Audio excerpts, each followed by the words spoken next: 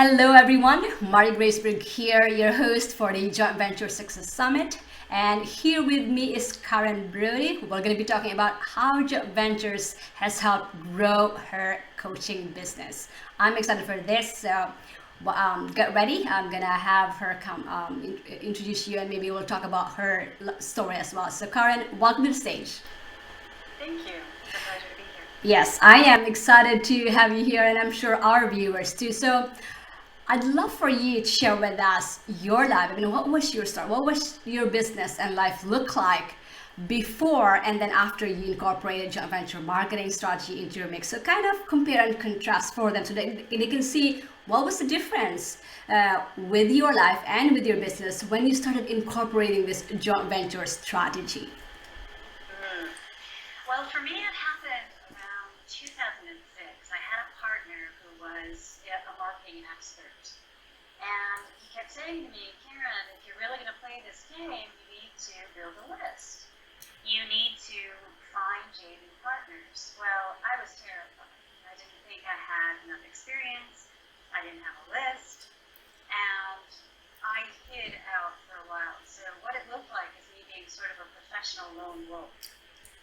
And then one day, after studying a lot of different people, Jay's wisdom really hit home for me, and I decided to do a telesummit. Now, back then, I don't think they were called telesummits. I don't know what we were calling them, but I decided to do an 8-person interview series on relationships, and that was really the turning point for me, because from there, I was able to build a list of 800 people, which at the time seemed huge. Most people, at my level didn't even have lists. And from there over the years, I built it up to 1,800. At one point, I wasn't doing a lot of marketing and I didn't have a product, so I thought, well, I'll just park the list. And I gave Weber a call and they said, sure, we can do that for you. Well, somehow I missed the fine print in this deal with them. And after 90 days, they erased my list. So over the years following, I had to start over.